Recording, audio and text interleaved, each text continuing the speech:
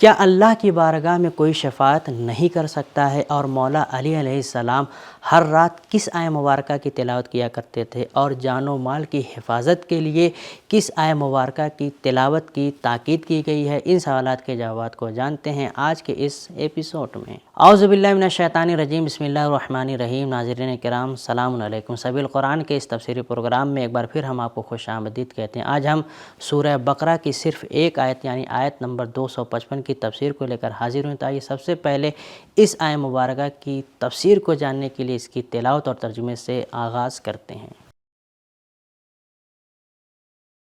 کتاب انزلناه الیک مبارک لیدبروا آیاته ولیتذکر اولو الالباب۔ بسم اللہ الرحمن الرحیم۔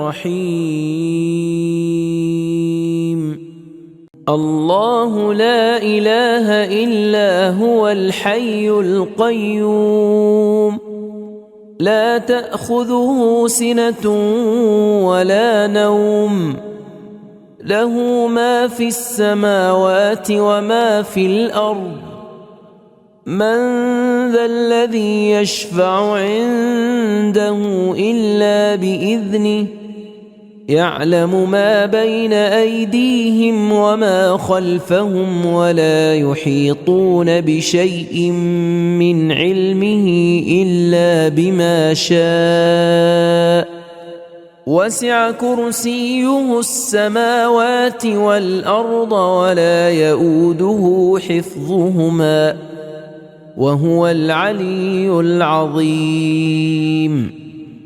اللہ وہ ہے جس کے سوا کوئی بھی عبادت کے لائق نہیں، وہ زندہ اور سارے جہانوں کو سنبھالنے والا ہے، اسے نہ تو اونگ آتی ہے اور نہ ہی نیند، جو کچھ آسمانوں اور زمین میں ہے سب اسی کا ہے۔ کون ہے جو اس کی اجازت کے بغیر اس کے حضور شفاعت کرے؟ وہ ان لوگوں کے گزشتہ اور آئندہ حالات کو جانتا ہے، اور لوگ اس کے علم کے کسی گوشے کا احاطہ نہیں کر سکتے مگر جتنا وہ چاہے۔ اس کی کرسی، علم و قدرت تمام آسمانوں اور زمین کو گھیرے ہوئے ہے۔ آسمانوں اور زمین کی نگہداشت اس پر کچھ بھی گرا نہیں، اور وہ بلند تر اور عظمت والا ہے۔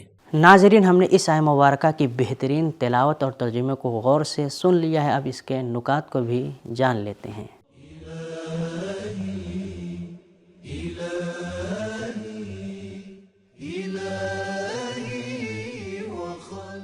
اس آیت میں لفظ کرسیوں کی وجہ سے رسول اکرم صلی اللہ علیہ وآلہ وسلم نے اس آیت کا نام آیت الکرسی رکھا ہے۔ شیعہ اور سنی روایات میں ہے کہ یہ آیت قرآن مجید میں ایسے ہی ہے جیسے پہاڑ کی چوٹی ہوتی ہے، اور آیات قرآنی میں اسے بلند مقام حاصل ہے۔ تفسیر روح المعانی جلد نمبر 3 صفحہ نمبر 10، تفسیر المیزان جلد نمبر 2 صفحہ نمبر 351۔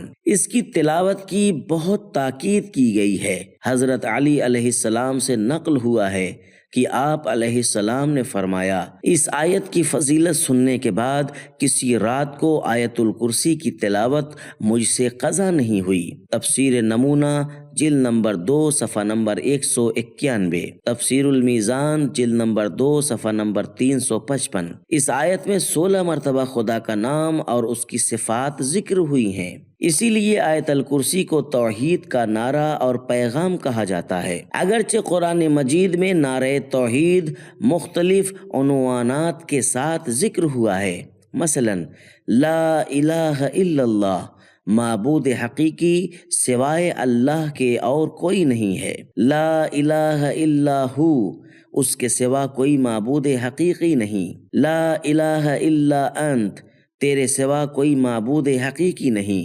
لا الہ الا انا، خدا فرماتا ہے میرے سوا کوئی معبود حقیقی نہیں۔ لیکن اس میں سے کسی ایک میں بھی آیت الکرسی کی مانند نعرہ توحید کے ساتھ ساتھ خداوند عالم کے صفات کو بیان نہیں کیا گیا۔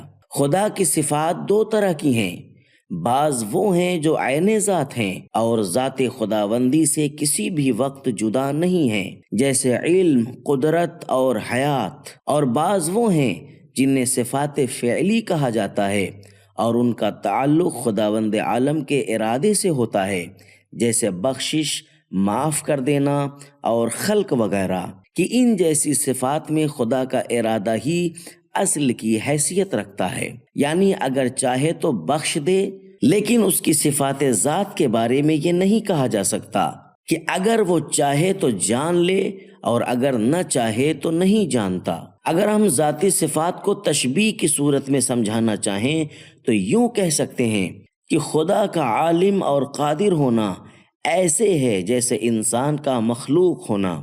جس طرح انسان سے مخلوق ہونے کی صفت جدا نہیں ہو سکتی، اسی طرح علم کی صفت خدا سے الگ نہیں ہو سکتی۔ الہ کا لفظ ہر معبود کے لیے استعمال ہوتا ہے، خواہ وہ برحق ہوں یا ناحق اور باطل، جیسے قرآن فرماتا ہے ارأیت من اتخذ الہہ ہوا، سورہ فرقان آیت نمبر 43۔ کیا تم نے ایسے کو دیکھا ہے جس نے اپنے نفس کو اپنا معبود بنا لیا ہے؟ لیکن اللہ کا لفظ ذات مقدس پروردگار ہی کا نام ہے۔ معبود حقیقی خداوند عالم کے علاوہ جو بھی معبود ہیں وہ ایک مکھی تک کو پیدا کرنے سے عاجز ہیں۔ لن یخلقوا ذبابا، سورہ حج آیت نمبر 73۔ جو لوگ حقیقی خدا کے علاوہ دوسروں کی عبادت کرتے ہیں وہ توحید کی بلندیوں سے پھسل کر خوفناک دروں میں جا گرتے ہیں۔ وَمَن يُشْرِكْ بِاللَّهِ فَكَأَنَّمَا خَرَّ مِنَ السَّمَاءِ فَتَخْطَفُهُ الطَّيْرُ، جو خدا کے ساتھ شریک ٹھہراتا ہے وہ ایسے ہے جیسے آسمان سے گرے اور اسے راستے میں پرندے اچک لیں۔ سورہ حج آیت نمبر 31۔ لا الہ الا اللہ مسلمان کی شناخت کا پہلا نشان ہے۔ پیغمبر اسلام صلی اللہ علیہ وآلہ وسلم کی دعوت کا پہلا عنوان بھی یہی تھا، قولوا لا الہ الا اللہ تفلحوا، یعنی لا الہ الا اللہ کہو اور نجات پا جاؤ گے۔ کنز العمال 35,541۔ اسی طرح آپ صلی اللہ علیہ وآلہ وسلم نے فرمایا جو شخص خلوص دل کے ساتھ لا الہ الا اللہ کہے وہ جنت میں جائے گا۔ اس کے خلوص کی نشانی یہ ہے کہ لا الہ الا اللہ کا پڑھنا اسے خدا کی حرام کردہ چیزوں سے دور رکھے۔ ثواب الاعمال صفحہ نمبر 20۔ امام صادق علیہ السلام کا فرمان ہے لا الہ الا اللہ کا کلمہ جنت کی قیمت ہے۔ بہار جلد نمبر 93 صفحہ نمبر 196۔ اسی طرح امام علی رضا علیہ السلام فرماتے ہیں کہ حدیث قدسی میں ہے کلمۃ لا الہ الا اللہ حصنی، کلمہ توحید خدا کا مستحکم اور مضبوط قلعہ ہے۔ بہار جلد نمبر 3 صفحہ نمبر 7۔ یقیناً توحید انسان کی نجات اور کامیابی کا سبب ہے۔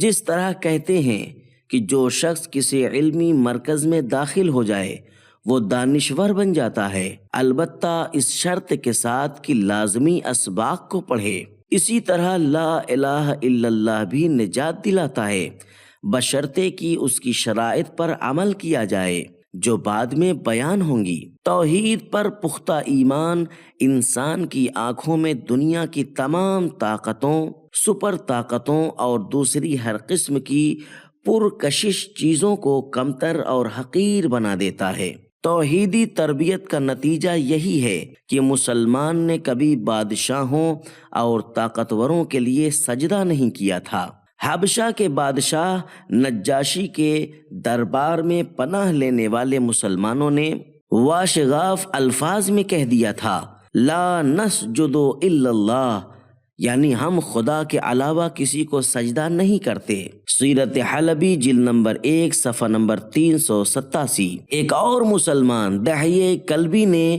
قیصر روم کے محل میں پہنچ کر محل نشینوں کے سامنے سجدہ نہ کیا اور ان کے سوال کے جواب میں واضح کر دیا تھا کہ میں غیر اللہ کو سجدہ نہیں کرتا۔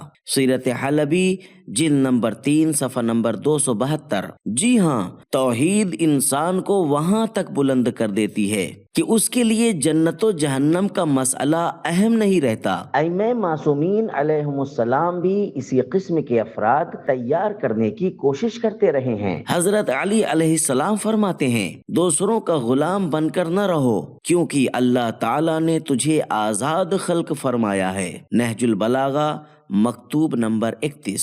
ضروری ہے کہ تمام مسلمان روزانہ ہر جگہ بآواز بلند جھوٹے خداؤں اور طاغوتوں کی بندگی سے نجات کی صدائیں لگائیں، حتیٰ کہ اپنے نومولود بچوں کو بھی سب سے پہلے توحید اور لا الہ الا اللہ کے اعلان سے آشنا کریں۔ هو الحی، وہ زندہ ہے۔ دعائے جوشن کبیر کی 70ویں فصل میں خدا کے حی زندہ ہونے کو یوں بیان کیا گیا ہے، خداوند عالم زندہ ہے، ہر زندہ سے پہلے اور ہر زندہ کے بعد۔ زندہ ہونے میں نہ اس کی کوئی نظیر ہے اور نہ شریک، زندہ رہنے کے لیے کسی دوسرے کا محتاج نہیں، وہ اپنے علاوہ دوسرے تمام زندوں کو موت دیتا ہے اور ہر زندہ کو روزی عطا کرتا ہے۔ اسے زندگی کسی سے میراث میں نہیں ملی، بلکہ وہ تو مردوں کو بھی زندہ کرتا ہے۔ وہ خود زندہ ہے اور مخلوق کو زندہ و موجود رکھنے والا ہے۔ خدا کی زندگی اور دوسری اشیاء و افراد کی زندگی میں فرق ہے۔ اس کی زندگی دوسری صفات ذاتیہ کی مانند اس کی ذات سے جدا نہیں اور نہ ہی اسے زوال اور فنا ہے۔ ارشاد ہوتا ہے، وَتَوَكَّلْ عَلَى الْحَيِّ الَّذِي لَا يَمُوتُ، اس زندہ خدا پر توکل کرو جسے موت نہیں۔ سورہ فرقان آیت نمبر 58۔ اسے زندہ رہنے کے لیے نہ تو غذا اور خوراک کی ضرورت ہے، نہ ہی اپنے جیسے کسی اور کو جنم دینے کی ضرورت ہے، نہ وہ کسی جاذبہ اور دافعہ کا محتاج ہے جو انسانوں، حیوانوں اور درختوں جیسی مخلوق کا لازمہ حیات ہے۔ یا حی الذی لیس کمثلہ حی القیوم، قیوموں کا لفظ قیام سے ہے۔ اس کے معنی ہے وہ ذات جو کسی دوسرے سے وابستہ نہ ہو بلکہ سبھی دوسرے اس سے وابستہ ہوں۔ مفردات راغب۔ قیوموں کا لفظ قرآن مجید میں 3 مقامات پر آیا ہے اور تینوں ہی جگہ پر لفظ حی کے ساتھ ذکر ہوا ہے۔ اس کا مطلب یہ ہے کہ اس کا قائم ہونا خود اسی کی ذات سے ہے، یعنی اس کا قیام ذاتی ہے، اور کائنات کی تمام دوسری چیزوں کا قیام اس کی ذات سے وابستہ ہے۔ پروردگار کے قائم ہونے سے مراد یہ ہے کہ تمام مخلوق پر اس کا تسلط ہے اور ان کی حفاظت اور ان کا نظام چلانے کا وہ خود ذمہ دار ہے۔ اس کا قائم ہونا دائمی اور مکمل طور پر جامع ہے۔ وہ پیدا بھی کرتا ہے، روزی بھی دیتا ہے، ہدایت بھی کرتا ہے، موت بھی دیتا ہے، اور کسی لمحے کسی بھی بات اور کسی بھی چیز سے غافل نہیں۔ ہر زندہ چیز اپنی زندگی کو قائم رکھنے کے لیے ایک منبع فیض کی محتاج ہے۔ جیسے بجلی کا ایک بلب ہے جسے روشن رکھنے کے لیے بجلی سے متصل کر دیا جاتا ہے، اسی طرح تمام مخلوق کو زندہ ہونے کے لیے حی کی ذات سے زندگی کی بھیک مانگنی پڑتی ہے، اور زندگی کو برقرار رکھنے کے لیے قیوم سے مواد زندگی حاصل کرنا پڑتا ہے۔ امام علی علیہ السلام فرماتے ہیں، کل شیء خاضع لہ وکل شیء قائم بہ، یعنی ہر چیز اس کے آگے سرنگو ہے اور ہر چیز اسی سے وابستگی رکھتی ہے۔ نہج البلاغہ خطبہ نمبر 108۔ منقول ہے کہ حضرت رسول خدا صلی اللہ علیہ وآلہ وسلم غزوہ بدر میں سجدہ ریز ہو کر بار بار یہ فرماتے تھے، یا حیو یا قیوم۔ تفسیر روح البیان جلد نمبر 1 صفحہ نمبر 400۔ لا تاخذہ سنۃ ولا نوم۔ امام جعفر صادق علیہ السلام فرماتے ہیں، کوئی زندہ چیز ایسی نہیں ہے جو نہ سوتی ہو، صرف اللہ تعالی نیند سے دور ہے۔ بہار جلد نمبر 59 صفحہ نمبر 185۔ خداوند زندہ ہے، وہ نیند اور اونگھنے کا محتاج نہیں ہے، کیونکہ انسان انگڑائی لیتا ہے اور اونگھنے لگتا ہے پھر سو جاتا ہے۔ قرآن نے بھی پہلے سنتن کا لفظ استعمال کیا ہے، پھر نومن کا لفظ استعمال کیا ہے۔ نیند زندہ لوگوں کو خود سے بے خود کر دیتی ہے تو دوسروں کی کیا بات ہے، لیکن اللہ تعالیٰ کو نیند نہیں آتی، وہ ہر چیز پر قیومیت اور تسلط رکھتا ہے۔ لہو ما فی السماوات و ما فی الارض، ہر چیز کا حقیقی مالک وہی ہے۔ انسان کی ملکیت عارضی ہے، انسان کی ملکیت کچھ دن کی ہے اور بعض محدود شرائط کے ساتھ ہے۔ یہ شرائط حقیقی مالک یعنی خداوند تعالی کی طرف سے معین کی جاتی ہے۔ پس جب سارے اس کے مملوک ہیں تو پھر کیوں ایک مملوک کسی دوسرے مملوک کی پوجا کرے؟ دوسرے لوگ بھی ہماری طرح بندے ہیں۔ عباد امثالکم، سورہ اعراف آیت نمبر 194۔ یہ مادی دنیا اللہ تعالیٰ کی ملکیت ہے، اس پر جاری قوانین بھی اللہ تعالیٰ کے محکوم ہیں۔ اے کاش انسان اس کی ملک سے اور اس کے ملک سے صحیح استفادہ کرتا۔ اگر ہر چیز خدا کی طرف سے اور خدا کے لیے ہے تو پھر بخل اور حرص کیوں؟ کیا خالق خدا نے ہمیں یوں ہی چھوڑ دیا ہے؟ ایحسب الانسان ان یترک سدی، سورہ قیامت آیت نمبر 36۔ امام کاظم علیہ السلام ایک شخص بنام بشر کے گھر کے سامنے سے گزر رہے تھے۔ اچانک شور و غل اور لہو و لعب کی آواز پر متوجہ ہوئے جو کہ اس گھر کے اندر سے آ رہی تھی۔ اسی وقت ایک کنیز جو اس گھر سے باہر نکل رہی تھی، امام علیہ السلام نے اس سے پوچھا، اس گھر کا مالک کون ہے؟ کیا وہ غلام ہے؟ اس کنیز نے جواب دیا، نہیں، وہ غلام نہیں بلکہ آزاد ہے۔ امام علیہ السلام نے فرمایا، اگر وہ غلام ہوتا تو اتنی زیادہ نافرمانی نہ کرتا۔ کنیز جب گھر میں واپس گئی تو اس نے گھر کے مالک کو یہ بات سنائی، وہ سوچ میں ڈوب گیا اور اس نے توبہ کر لی۔ امام صادق علیہ السلام سے منقول ہے کہ تقوی اور خدا کی بندگی کا پہلا درجہ یہ ہے کہ انسان خود کو کسی چیز کا مالک تصور نہ کرے۔ بہار جلد نمبر 1 صفحہ نمبر 225۔ من ذا الذی یشفع عنده، مشرکین اللہ تعالیٰ کو قبول کرتے تھے۔ لئن سألتهم من خلق السماوات والارض لیقولن اللہ، سورہ لقمان آیت نمبر 25۔ لیکن بتوں کو اپنا شفیع مانتے تھے۔ وَيَقُولُونَ هَؤُلَاءِ شُفَعَاؤُنَا، سورہ یونس آیت نمبر 18۔ آیت الکرسی اس وہمی خیالی پناہ گاہ کو توڑ رہی ہے اور کہہ رہی ہے کہ کون ہے جو اس کی اجازت کے بغیر شفاعت کرے؟ نہ صرف یہ کہ کائنات اس کی ہے بلکہ اس میں انجام پانے والے امور بھی اسی کے اذن سے ہیں۔ تمہارے خیال یا وہم کے ذریعے کوئی مخلوق کسی دوسرے کی شفیع نہیں ہو سکتی۔ شفاعت صرف اللہ تعالیٰ کے اذن کے ساتھ محقق ہوگی۔ اگر کسی سے کوئی امر انجام پاتا ہے تو اس کے اذن اور ارادے سے ممکن ہو پاتا ہے۔ اس کا قیوم ہونا، مسلط ہونا کسی صورت میں، کسی حالت میں کمزور نہیں ہو سکتا، تاکہ کوئی یہ نہ سوچے کہ وہ کسی جگہ اس سے اوجھل ہو کر کوئی کام انجام دے سکتا ہے۔ شفاعت یہ ہے کہ ایک طاقتور موجود کسی کمزور موجود کی مدد کرے۔ مثلاً نظام آفرینش میں روشنی، پانی، ہوا اور زمین ایک بیج کی مدد کرتے ہیں تاکہ وہ درخت بننے تک کے مراحل تکمیل کر سکے۔ سزا جزا کے نظام میں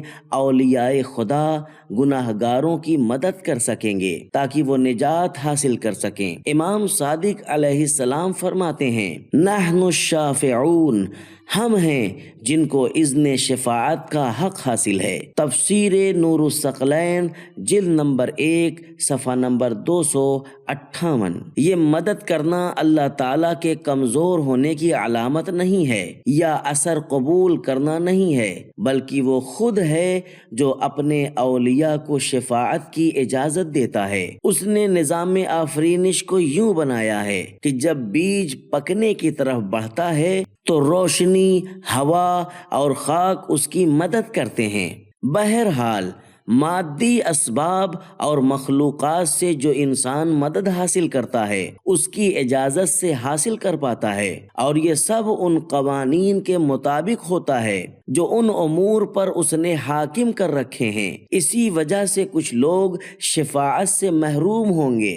فما تنفعهم شفاعت الشافعین، سورہ مدثر آیت نمبر 48۔ جیسا کہ روشنی، حرارت، پانی اور خاک ایسے بیج کو رشد کرنے میں مدد کرتے ہیں جس میں رشد کرنے کی قابلیت موجود ہو، اس سے مراد فاسد دنیا میں موجود طرفداری یا بے دلیل نصیحتیں نہیں ہیں، اس کا حساب اس بات سے الگ ہے۔ شفاعت مایوسی اور نا امیدی کو روکنے اور لوگوں کو اولیاء خدا کے ساتھ جوڑنے کے لیے ہے۔ شفاعت وہ جزا ہے جو اللہ تعالیٰ اپنے اولیاء کو عطا فرماتا ہے۔ قیامت کے دن اس سے فائدہ اٹھانے والا دنیا میں انسان کا انبیاء اور اولیاء کے نور علم و ہدایت سے فائدہ اٹھانے کا عملی اظہار ہے۔ شفاعت کرنے والے کے پاس اللہ تعالیٰ کے علاوہ کوئی طاقت نہیں ہوتی بلکہ اسی کے پرتو میں ہے۔ مقام شفاعت انہی کے لیے ہے جن کے بارے میں وہ چاہتا ہے، لہذا بت پرست لوگ اس نعرے ہؤلاء شفعاؤنا کے ساتھ یہ خیال نہ کریں کہ ان کی شفاعت ہوگی۔ سورہ یونس آیت نمبر 18۔ اس نقطے کی وضاحت بھی ضروری ہے کہ خدا کے علاوہ کسی کی بھی عبادت شرک ہے، البتہ خدا کے علاوہ کسی کو پکارنا ہر جگہ شرک نہیں ہے، جیسے یہ جملے جو قرآن مجید میں آئے ہیں کہ یدعوک، سورہ قصص آیت نمبر 25، یدعوکم، سورہ آل عمران آیت نمبر 153، یدعون، آل عمران 104، ندعو، آل عمران آیت نمبر 61، دعا الرسول، سورہ نور آیت نمبر 63۔ ان میں سے کسی کا بھی شرک سے کوئی واسطہ نہیں، لیکن ہر ایک کو پکارنا بھی قدر و قیمت کا حامل نہیں ہوتا۔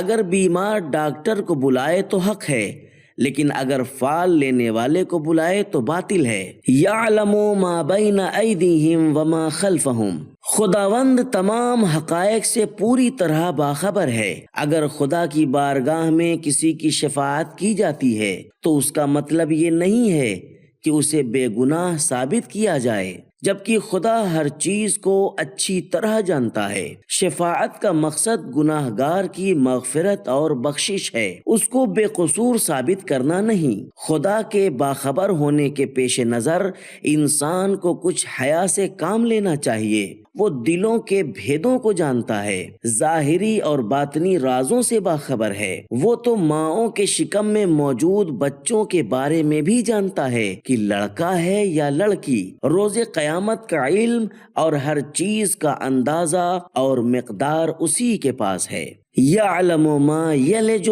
فی الارض وما یخرج منها وما ینزل من السماء، جو چیز زمین میں داخل ہوتی ہے اور جو اس سے باہر نکلتی ہے اور جو چیز آسمان سے نازل ہوتی ہے سب کو جانتا ہے۔ سورہ سبا آیت نمبر 2۔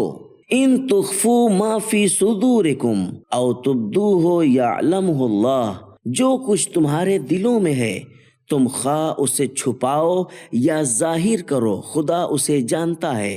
آل عمران آیت نمبر 29۔ وَعِندَهُ مَفَاتِحُ الْغَيْبِ، اس کے پاس غیب کی کنجیاں ہیں۔ سورہ انعام آیت نمبر 59۔ یعلم السر واخفی، جو کچھ راز ہے اور جو کچھ پوشیدہ ہے وہ ہر چیز جانتا ہے۔ سورہ طٰہٰ آیت نمبر 7۔ انہ علیم بذات الصدور، وہ سینوں کے رازوں کو جانتا ہے۔ سورہ ہود آیت نمبر 5۔ یعلم خائنۃ الاعین وما تخفی الصدور، وہ آنکھ کی چور نگاہ کو بھی جانتا ہے اور ان باتوں کو بھی جو لوگوں کے سینوں میں پوشیدہ ہیں۔ سورہ غافر آیت نمبر 19۔ ہم انسانوں کا علم محدود ہے، ہم ایک حد تک سن سکتے ہیں، نظر آنے والی چیزوں کو ایک حد تک دیکھ سکتے ہیں، اسرار کو نہیں جانتے مگر اس حصے کو جس کے بارے میں اللہ تعالیٰ ارادہ فرمائے اور اجازت دے۔ وسع کرسیہ السماوات والارض ولا یؤودہ حفظہما وہو العلی العظیم۔ امام جعفر صادق علیہ السلام سے روایت ہے کہ عرش خدا کے وہ علوم ہیں جن سے خدا نے نبیوں اور رسولوں کو آگاہ کیا ہے، لیکن کرسی وہ علوم ہیں جن سے کسی کو آگاہ نہیں فرمایا، اور اس کی ذات کے علاوہ کوئی بھی انہیں نہیں جانتا۔ تفسیر نور الثقلین جلد نمبر 1 صفحہ نمبر 259، تفسیر برہان جلد نمبر 1 صفحہ نمبر 240۔ بعض لوگ کرسی کے بارے میں کہتے ہیں کہ اس سے مراد خدا کی قدرت اور حکومت ہے، یا پھر اس کا یہ معنی ہے کہ یہ کائنات اس قدر وسیع ہے کہ آسمان و زمین اس کی نسبت ایسے ہیں جیسے بیاباں میں پڑی ہوئی ایک انگوٹھی، لیکن اس کائنات کے اس قدر وسیع ہونے کے باوجود اس کی حفاظت اور نگہداشت خدا کے لیے کوئی مشکل کام نہیں ہے۔ آیت الکرسی لوگوں کو یہ بات سمجھا رہی ہے کہ خداوند کائنات کا صرف مالک ہی نہیں بلکہ اس سے مکمل طور پر باخبر بھی ہے، اور تمام ہست و بود اپنے متعلقین سمیت اس کے قبضے قدرت اور تسلط کامل میں ہیں۔ بل لہ ما فی السماوات والارض کل لہ قانتون، جو کچھ زمین اور آسمانوں میں ہے سب اسی کا ہے اور سب اسی کے فرما بردار ہیں۔ سورہ بقرہ آیت نمبر 116۔ ان یشاء یذہبکم ویأت بخلق جدید، اگر وہ چاہے تو تم لوگوں کو عدم کے پردے میں لے جائے اور ایک نئی خلقت لا بسائے۔ سورہ ابراہیم آیت نمبر 19۔ لوگ خالق کی غیر محدود طاقت کو مخلوق کی محدود طاقت پر قیاس نہ کریں، اس لیے کہ تھکاوٹ مادی عوارض میں سے ایک ہے اور خداوند کی قدرت و طاقت اس کی عین ذات ہے۔ ان ربک هو القوی العزیز، سورہ ہود آیت نمبر 66۔ حضرت علی علیہ السلام فرماتے ہیں وقت کا گزرنا خداوند کو بوڑھا یا کام کرنے سے معذور نہیں کرتا، نہ وہ خود تبدیل ہو کر تغیر کرتا ہے۔ نہج البلاغہ خطبہ نمبر 228۔ جی ہاں، خداوند کی غیر محدود قدرت و طاقت مومن کو روحانی تسکین عطا کرتی ہے اور وہ اپنے آپ کو اس کی امان اور پناہ میں محفوظ سمجھتا ہے۔ اللہ تعالی کی صفات میں ہر ایک صفت قیوم، حی، علیم، قدیر اور عظیم انسان کی تربیت میں اہم کردار ادا کرتی ہیں، کیونکہ بہترین مکتب وہ ہے جو اپنے پیروکاروں کو امید اور شوق عطا کرے، ان کی زندگی اور مستقبل کو روشن اور کامیاب کرے۔ اس کے پیروکار بھی جانتے ہوں کہ ہر لمحہ زیر نظر ہیں، ان کی غلطیاں معاف کی جاتی ہیں اور ان کا حاکم بہت مہربان ہے۔ خلاصہ کلام یہ ہے کہ ایسا خدا ہی پرستش و عبادت کے لائق ہے جو زندہ، قائم اور تھکنے والا نہ ہو، جو کمزوری، تھکان، اونگ اور نیند کا شکار نہ ہو جائے۔ اس کی اجازت، ارادے اور قدرت کے بغیر کوئی بھی چیز کسی قسم کا کام انجام نہ دے سکے۔ وہ ہر چیز کو جانتا ہی نہ ہو بلکہ ہر چیز پر مکمل تسلط بھی رکھتا ہو۔ ایسی صفات کا حامل خدا ہی کائنات کا معبود و محبوب ہو سکتا ہے، اور ایسے ہی خدا پر توکل کیا جا سکتا ہے، اسی سے محبت کی جا سکتی ہے اور اسی سے امیدیں وابستہ رکھی جا سکتی ہیں۔ وہ خدا جس کے اوصاف قرآن نے یوں بیان کیے ہیں کہ وہ تحریف شدہ انجیل اور توریت کے خدا سے کسی بھی طرح قابل موازنہ نہیں ہے۔ جو لوگ دنیا کے مادی نظاموں میں جکڑے جا چکے ہیں وہ خدا کے بارے میں کیا سوچتے ہیں؟ ناظرین، پروردگار عالم نے اپنے بندگان خاص کے لیے اس آیت مبارکہ میں کچھ پیغامات بھی رکھے ہوئے ہیں، آئیے ان پیغامات کو جان لیتے ہیں۔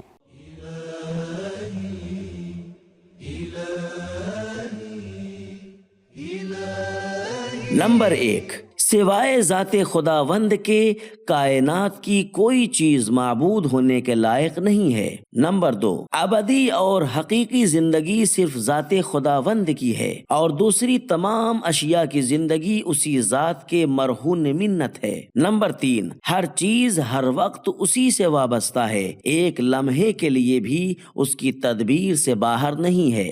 نمبر 4، ہر چیز اسی کی طرف سے ہے۔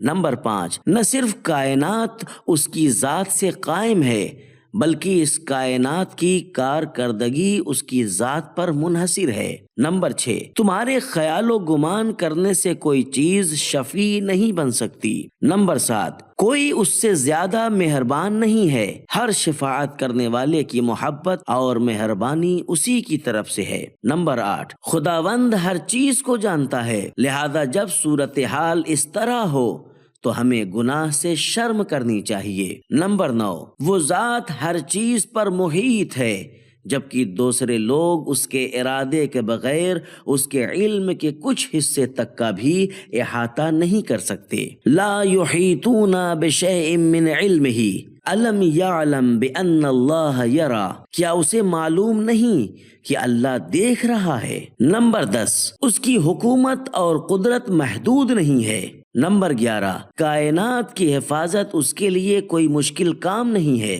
نمبر 12، جو پوری کائنات کی حفاظت کر سکتا ہے وہ ہماری حفاظت تو بطریق اولا کر سکتا ہے۔ حفظہما، اسی بنا پر جان و مال کی حفاظت کے لیے آیت الکرسی کے پڑھنے کی تاکید کی گئی ہے۔